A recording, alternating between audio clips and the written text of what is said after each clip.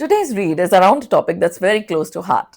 Yes, it is about a movie that's just been released, and the topic is about when memory becomes the movie.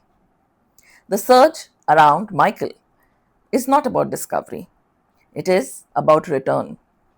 People are not asking what the story is, they are asking whether it feels right, whether it brings back something they already carry.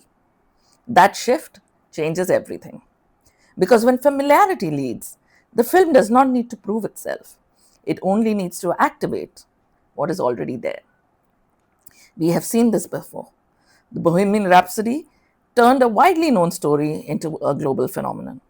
Despite mixed critical response, it dominated at the box office and earned Rami an Academy Award for Best Actor. Elvis followed with a similar blend of spectacle and emotional recall, translating into strong commercial performance and award recognition. Even Oppenheimer, very different in tone, showed the same pattern. A complex life shaped into a compelling narrative that audiences could engage with at scale, both commercially and critically. Different films, same behavioral engine. They work because they align with how people process stories about people they already know. The alignment is built on bias. Recognition bias is the entry point. Familiar names reduce effort. When you see Michael Jackson or Freddie Mercury, the decision is easier. You are not evaluating from scratch, you are selecting from memory. That reduction in friction quietly drives action. The halo effect elevates everything that follows. The legacy of the person transfers onto the performance. You are not judging the actor independently, you are seeing them through the weight of the icon. The perception shift is powerful enough to influence not just audience response, but awards recognition. Nostalgia bias deepens engagement. These films do not introduce, they remind. A song, a gesture, a moment. You're not watching something new, you are reconnecting it with something you already knew. That creates emotional comfort, and comfort increases both viewership and repeat viewing. The narrative fallacy reshapes reality into something more satisfying.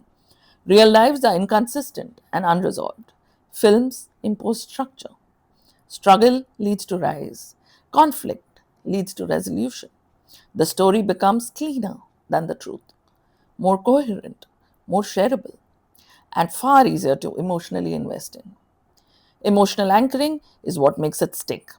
A recreated performance, a defining scene, once that moment lands, it becomes the reference point for how the entire film is judged.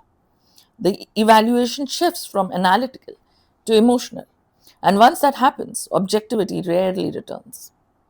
This is why these films scale, not because they're the most accurate versions of a life, but because they're the most effective versions of a feeling, which is why the trajectory of Michael feels predictable. It is entering a system where the audience is already primed. The music is known, the imagery is iconic, the emotional associations are deeply embedded. The film does not need to build anything from zero.